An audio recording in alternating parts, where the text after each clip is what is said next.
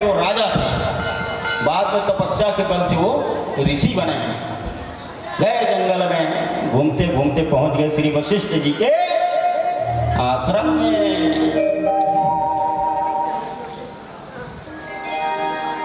वशिष्ठ जी ने कहा, राजन आप आ गए तो बड़ा अच्छा हुआ। हमारे यहाँ सैन्य सहित सैनिकों के सहित यहाँ भोजन करिए महाराज। श्री विश्वामित्र जी ने कहा, अच्छी बात है, करेंगे। बड़ा सुंदर सुंदर भोजन पवाया श्री वशिष्ठ जी ने, एकदम 56 भोग, लड्डू, पेड़ा, गुलाब जामुन, रसमलाई, जान लो जितने प्रकार की मिठाई है ना, सब बड़े प्रेम से पाए।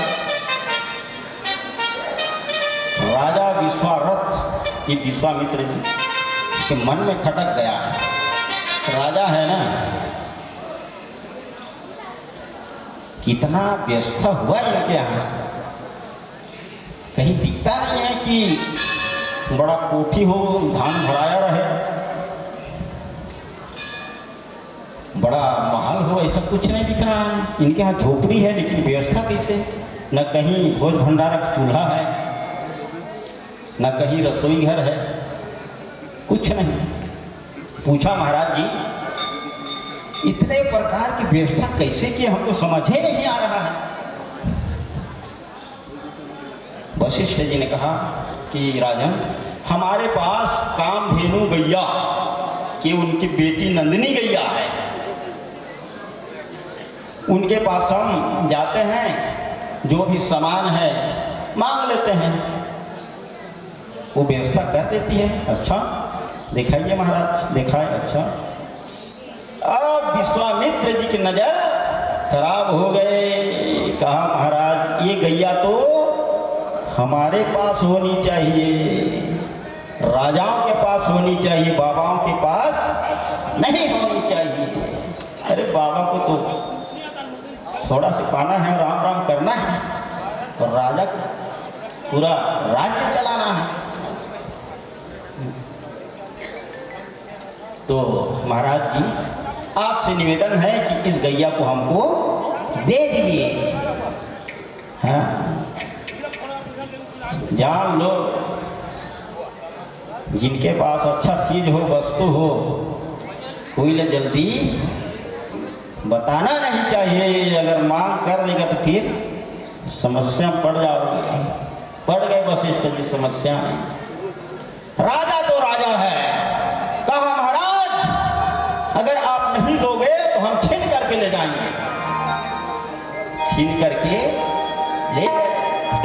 नंदिनी गैया श्री वशिष्ठ की ओर देखने लगे, महाराज हमारी रक्षा करो। वशिष्ठ जी ने कहा कि गैया, राजा के पास सैन्य बल है और मेरे पास कुछ नहीं, मैं अकेला हूं। आप अगर अपने आप को रक्षा कर सकते हैं, बचा सकते हैं तो बचा लीजिए। नंदिनी गैया ने अपने खून से बड़े बड़े पहलवान उत्पन्न किए।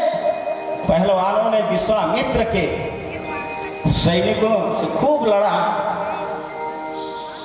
इस प्रकार से विश्वामित्र के 100 पुत्र चौपट कर दिए। इतना पहलवान पैदा कर दिए उस नंदिनी गैया ने अपने खून से।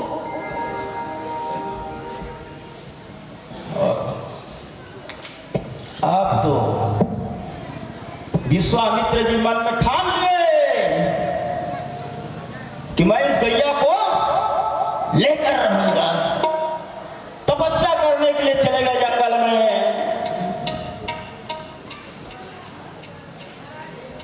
घोर तपस्या करके भगवान शंकर को प्रसन्न किए। भगवान शंकर प्रसन्न हो गए। कहा, विश्वामित्र जी वरदान मांगो।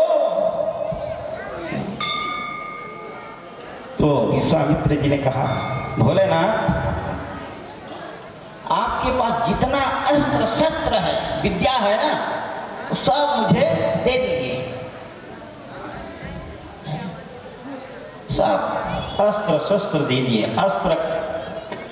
अस्त्र मतलब बाण विद्या, शस्त्र का मतलब तलवार विद्या, सब विद्या दे दी।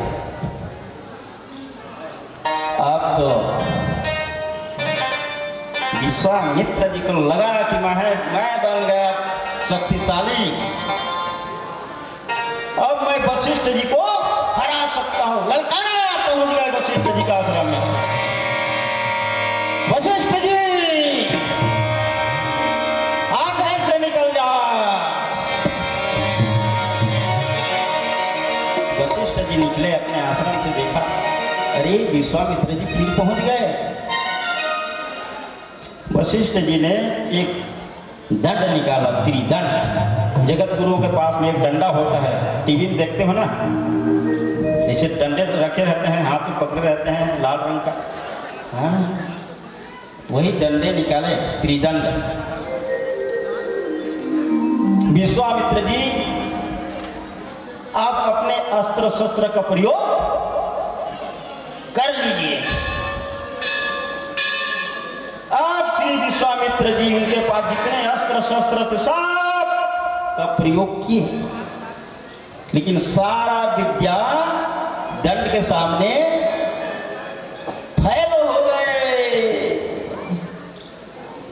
कुछ काम नहीं आया। अब विश्वामित्र जी को लगा कि भगवान,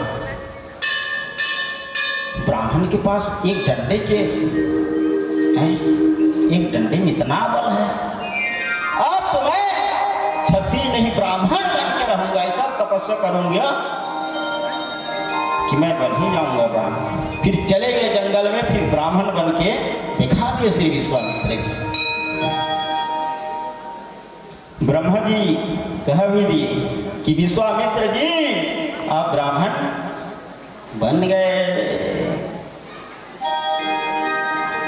लेकिन विश्वामित्र जी का एक टेक था कि मैं जब तक वशिष्ठ जी से नहीं कहलाऊंगा कि मैं ब्राह्मण हूं, तब तक मेरा मन मानने वाला नहीं है। लेकिन जब भी कहीं सभा होता रहा ना, सब संत लोग इकट्ठा हो जाते थे, वहां श्री विश्वामित्र जी भी पहुंचते थे और श्री वशिष्ठ जी भी पहुंचते थे। लेकिन जब वशिष्ठ जी और विश्वामित्र का मिलन होता था तो वशिष्ठ जी यही कहते थे कि राजर्षि जी महाराज आइए, स्वागत है, बैठिए। लेकिन विश्वामित्र जी को बड़ा गलत लगता था, बुरा लगता था कि हे भगवान, मैं ब्रह्मा ऋषि बन गया हूं लेकिन ये राजर्षि ही बोलता है। अब तो मैं इस बाबा को समाप्त कर दूंगा, वशिष्ठ जी को समाप्त ही कर दूंगा। सामने से युद्ध करने से ठीक नहीं है, अब इसको सोते हुए में वार कर दूंगा, या तो घर में अगर बंद रहेगा तो मैं घर से बाहर निकलेगा तो मैं पीछे से वार कर दूंगा। पूर्णिमा का रात्रि पहुंच गए। वशिष्ठ जी महाराज अपनी पत्नी अरुंधति के साथ में अपने कुटी के बाहर में बैठे हैं, चंद्रमा को निहार रहे हैं, और पेड़ के पीछे में विश्वामित्र जी फरसा लेके खड़े हैं कि आज तो मैं क्या करूंगा, मार दूंगा। मन में विचार रहे हैं कि मार दिया जाए कि छोड़ दिया जाए,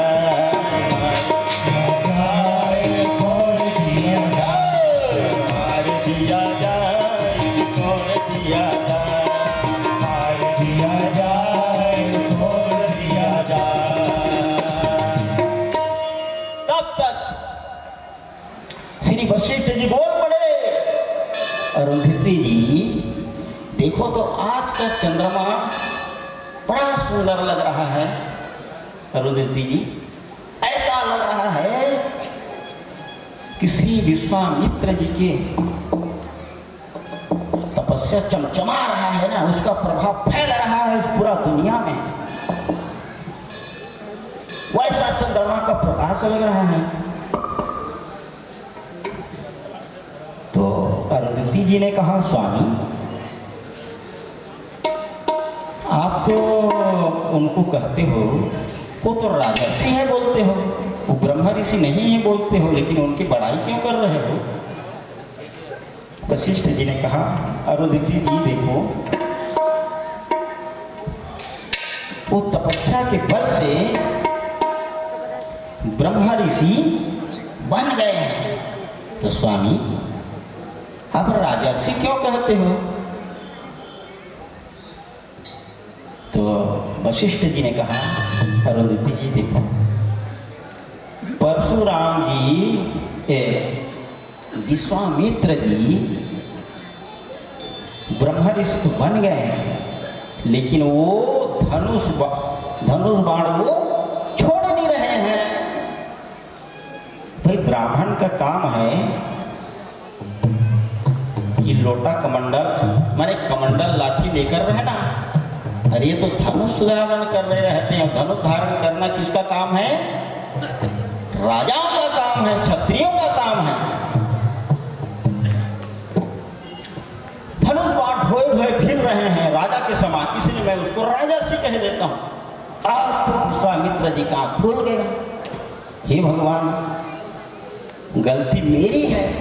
तुरंत धनुष बाण फेंक दिए, फरसा फेंक दिए, श्री वशिष्ठ जी महाराज के चरणों में गिर गए। महाराज मुझसे गलती हो गई। इस प्रकार से श्री विश्वामित्र जी का जीवन रहा। मैं चर्चा ये कर रहा था कि सुनो सेवक सुर तरु सुरधेनु, विधि हरिहर वंदित करेनु। भगवान अपने भक्तों के लिए पेड़ भी बन जाते हैं और गाय भी बन जाते हैं। जो भक्त जो चाहे वो बनने के लिए तैयार हो जाते हैं। यही बात श्री मतंग ऋषि जी महाराज श्री सबरी जी से कहे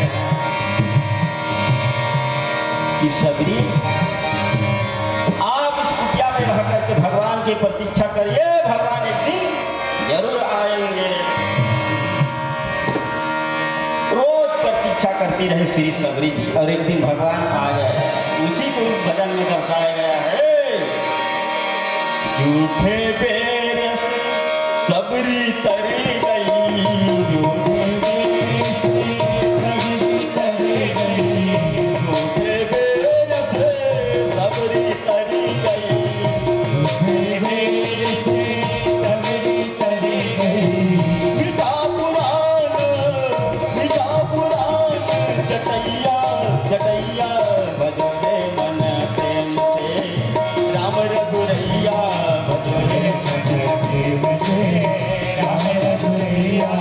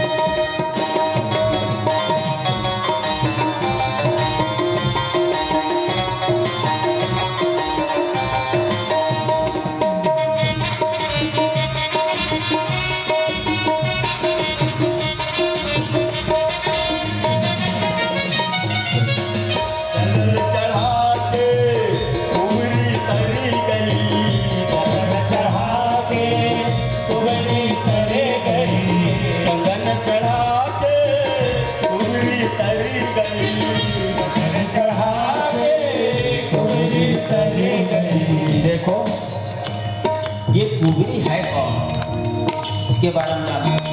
श्री रामचरित श्रीमद् भागवत में इनकी कथा है, अधिकतर लोग जानते ही हैं, फिर भी शॉर्टकट में सुनाने का प्रयास करूंगा। भगवान श्री कृष्ण अपने ग्वाल बालों के साथ मथुरा में घूम रहे थे। वही समय कि कुबेरी, उसका रोज का नियम थी कि वहां के राजा कंस को चंदन लगाना है। इधर ग्वाल बाल लोग मिल गए, देखा, अरे पूछा, हे कुबेरी कहाँ जा रहे? कहा, बालकों, मैं यहाँ के महाराज को चंदन लगाता हूँ, रोज मेरा नियम है। अच्छा। भगवान श्री कृष्ण ने कहा, अरे हमारे